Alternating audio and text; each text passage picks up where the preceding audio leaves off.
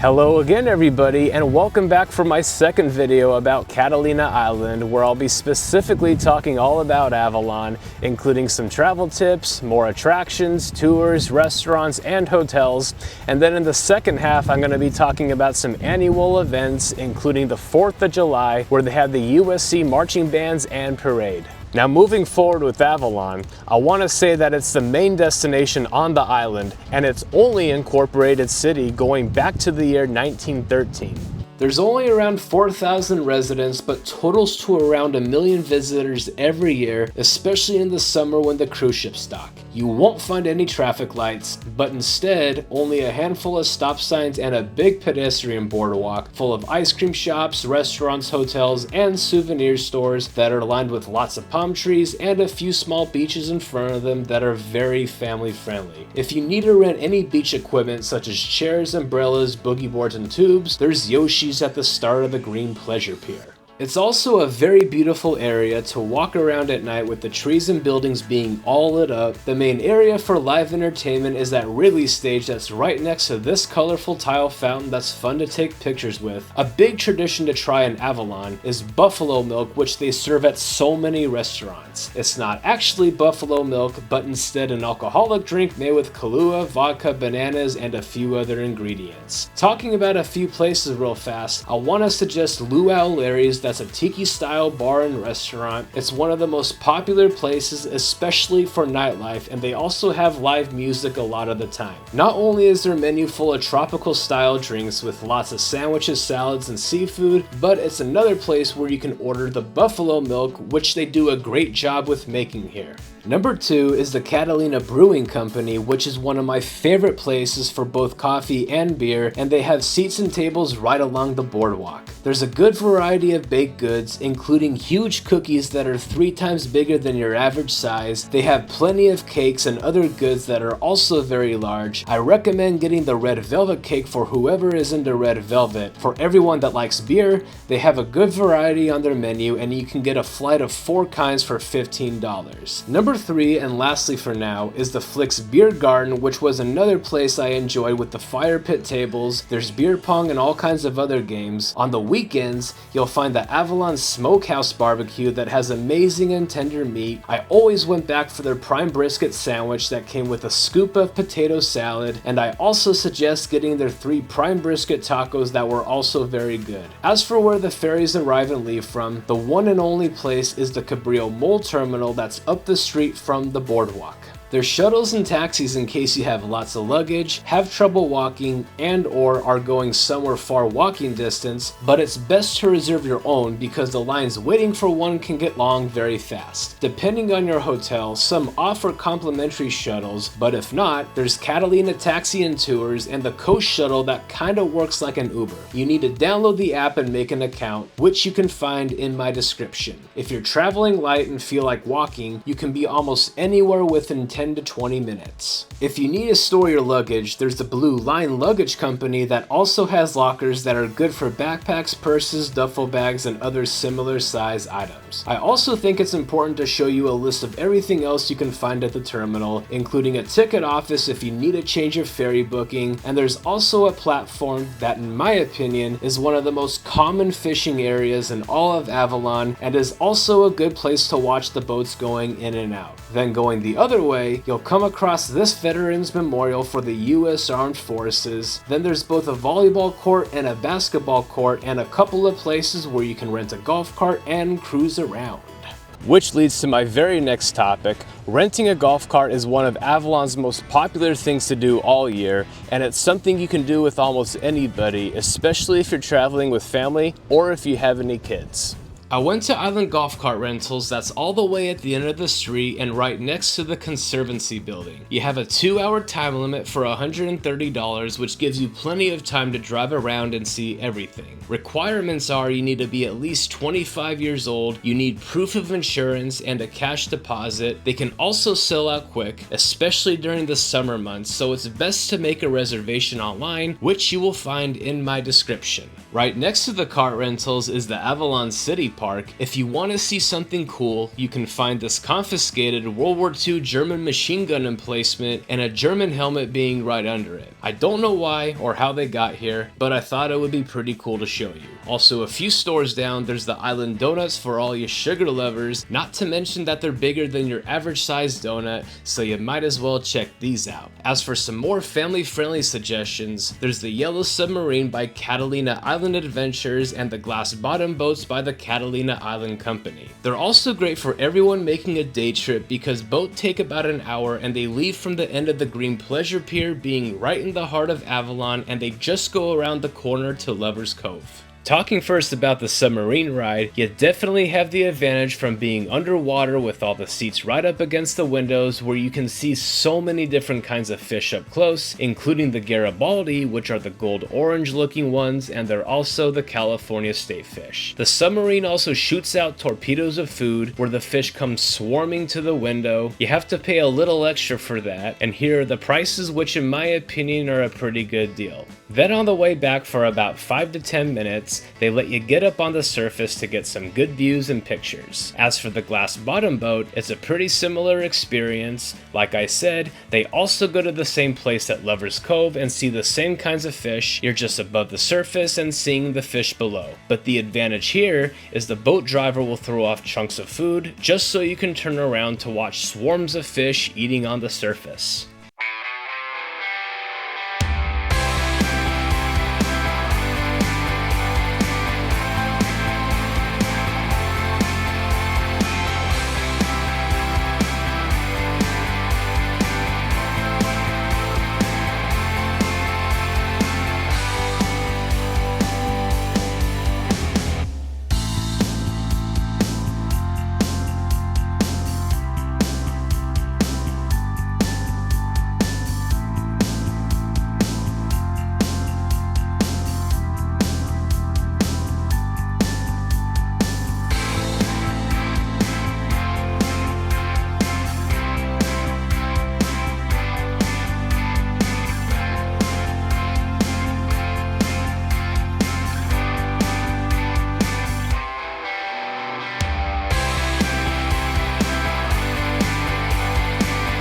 So now my first hotel that I want to give a quick shout out to is the Hotel Metropole that's on the other end of Avalon that even has its own marketplace full of shops and places to eat.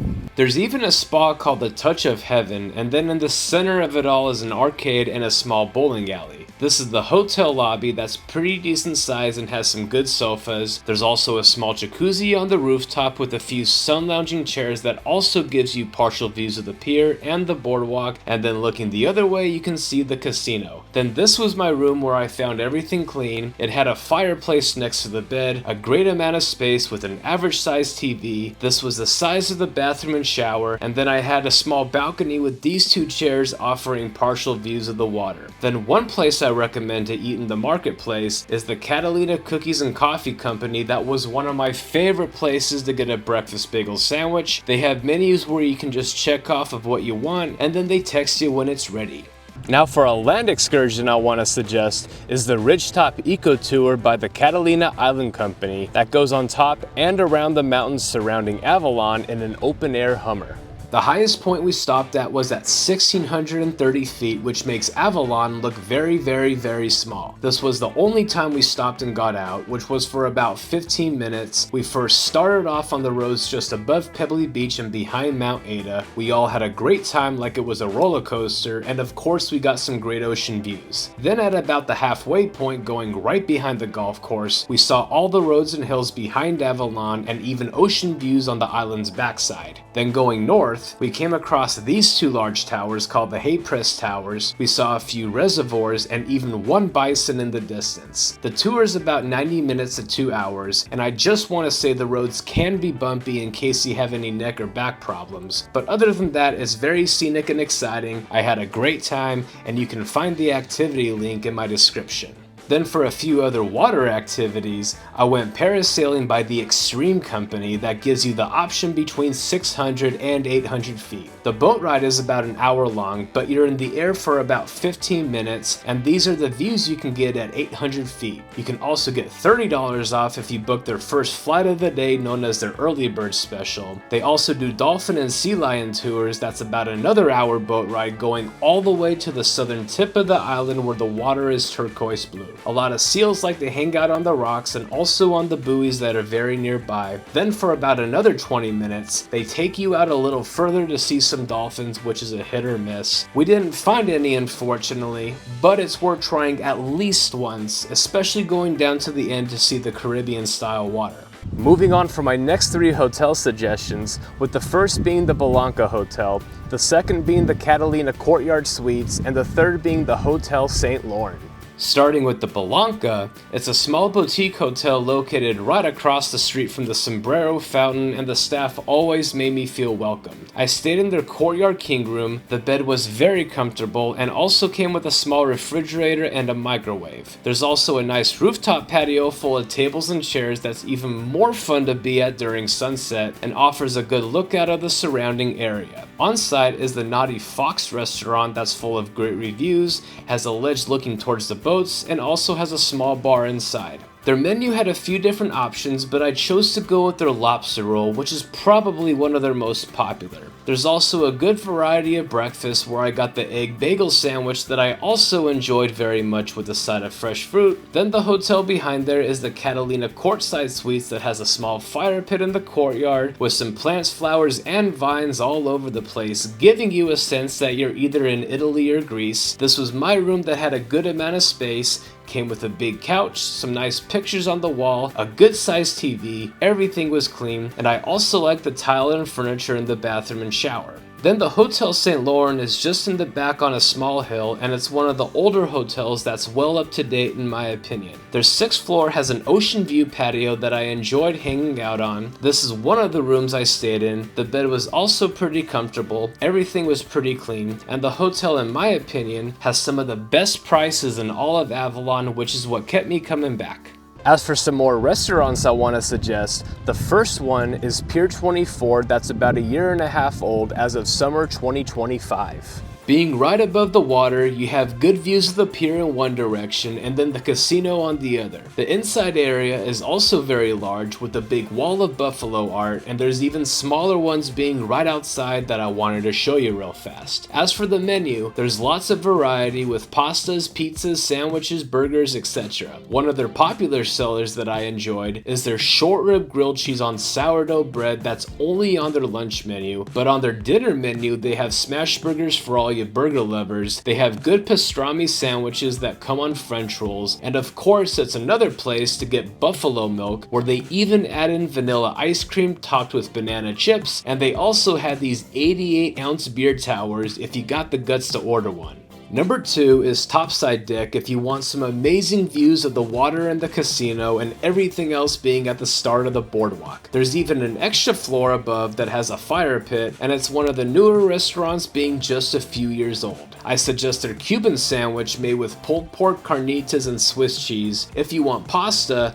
they have the Dark Seas made with shrimp, lobster, and scallops with a side of flatbread. They serve breakfast only on the weekends, where I recommend getting their hangover breakfast burrito made with eggs, bacon, sausage, pico de gallo, avocado, and potatoes. Number 3 is the Lobster Trap that's open all day and is another good place for nightlife with its huge sized bar. The restaurant itself has been around for a while, but I believe they're somewhat new at this location. As for food, they have extremely good lobster tacos that come on 2 corn tortillas topped with salsa and a side of warm butter. I also suggest going with their lobster roll that comes with all of this lobster meat on this French roll, which was one of the best I've had in a while. They also serve breakfast every morning where you can build your own omelet that also tastes very good. Number 4 and lastly is Pete's Cafe, being right around the corner. That's good if you want to get something quick, and is also a place that stays open late. Their buffalo burgers always made me keep going back, and every day from 2 o'clock to 5 o'clock is their happy hour with half off beers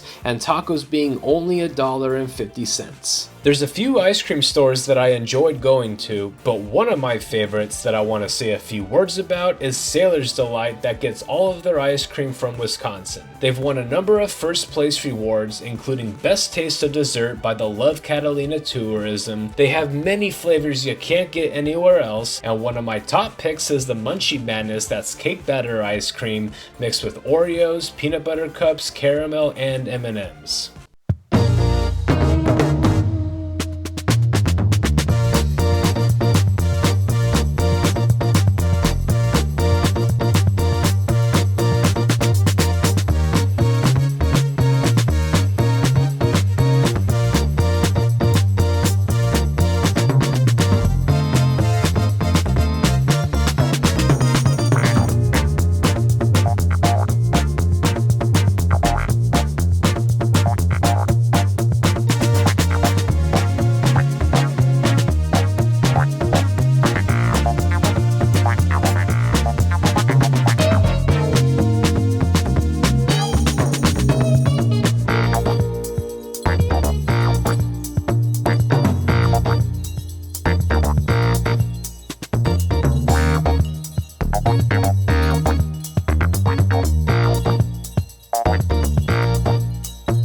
So now talking about the Catalina Casino and Descanso Beach, they're a very short walk away from each other. In my last one, I talk a lot about the walking tours, the history, and the movie theater on the bottom. And in this one, I'm going to be talking a little bit more about the annual events in the casino's ballroom. But before getting into all that, I want to quickly talk about the casino Point Dive Park being right outside. That's a very popular spot for scuba dive and snorkeling tours to take off to explore the kelp forest being right below.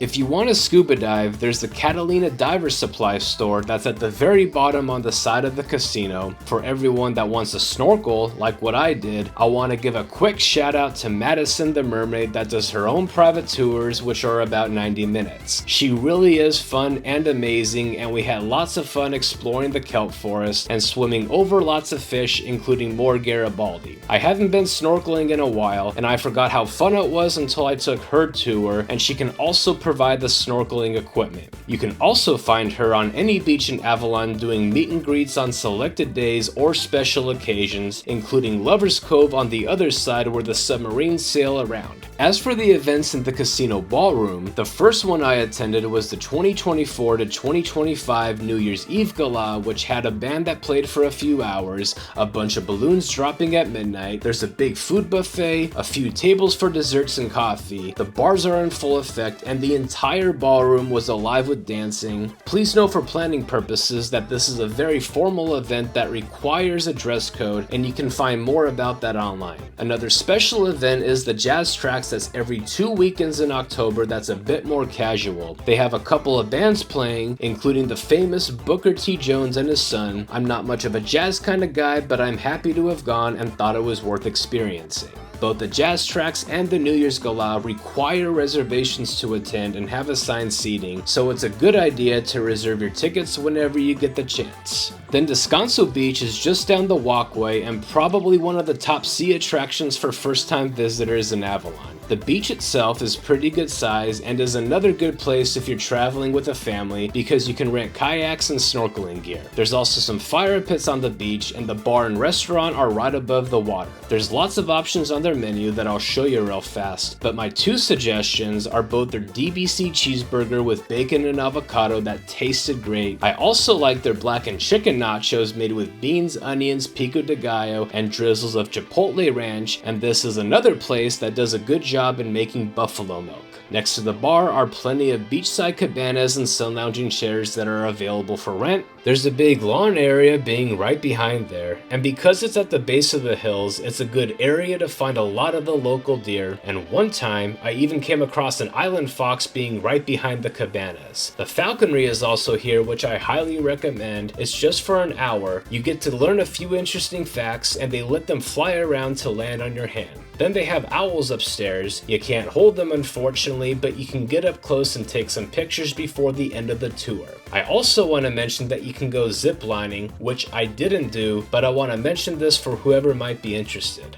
Talking a little bit more about the boardwalk again, it's used for many special events all year. During the summer, there's a few evening concerts at Wrigley Stage, with one of them being ABBA that goes on for a few hours. It's free to watch and draws a big crowd surrounding the stage. During the holidays, it's lit up pretty well with a Christmas tree at Wrigley Stage and then a smaller one in the Sombrero Fountain. You'll also find Santa's sleigh with 2 dolphins and some other Christmas-themed attractions. Then in the spring, there's the Arts and Crafts Festival that goes on for only a weekend every May. You'll find lots of tents selling postcards, paintings, and pictures, mostly of the island's treasures, symbols, and icons. I also found lots of mermaid art, and then I came across one tent that had these pretty looking guitars. Avalon is also big on celebrating Cinco de Mayo, where they have traditional dances and live entertainment, being of course at Wrigley Stage, and then afterwards going all over the boardwalk and even going inside some of the restaurants. I would say the main area besides Wrigley Stage would be on top of the Catalina Island Museum, where they have more dancers and singers that did an amazing job. It's free to get in, you just have to pay for the food and drinks they sell up there. On a quick side note about the museum, I highly suggest coming here, especially if you want to learn about the island's history. There's lots of pictures, exhibits, and information about the Wrigley family, the Chicago Cubs, a big room about the pottery and clay items from William Wrigley Jr.'s Pottery and Tile Company, World War II, and so many other things. There's also a small gift shop in the very front, and it's only $10 to enter. Now, the biggest event all year is the 4th of July, with the American spirit and patriotism running high, with the American flags being all over the buildings and almost on every single boat. All the beaches are covered in blankets and umbrellas, almost every single hotel room is sold out, and of course, there's the tradition of the USC marching band that's been performing for a number of years. They start off the day before on July 3rd, playing at Wrigley Stage for an hour. Then on July 4th, they perform and march in the city's parade on the boardwalk that goes on for another hour. The majority of what's in the parade are decorated golf carts, including the new Gary the Garibaldi that does history tours around Avalon. There's also the big Catalina Island Company bus that normally takes you on tours. Other people dressed in costumes, including an armor knight shaking hands with the crowds, and so much more. To get some of the best spots, it's all first come first serve, so it's best getting here ASAP until the parade starts at 1 o'clock. Afterwards, there's live music at Wrigley Stage that pretty much goes on until the fireworks show around 9 o'clock, but if you want to see more of the USC band and cheerleaders, they perform in the casino's ballroom at either 7 o'clock or 7:30. That goes on for another hour, and it's $35 to get in. Then after they're done playing, you have the option to watch the fireworks on the outer walkway. Another place I recommend is somewhere up in the hills where you can also have city and marina views. The show goes on for about 30 minutes, and under the circumstances, they have lots of late night ferries going back to the mainland. So this is the end for my Avalon video, and in my next and final one, I'm going to be talking all about the 2 harbors, including the campsites, the hiking trails, the Buccaneer Days, and so many more annual events. Thank you for watching, and stay tuned for my next and final video coming soon.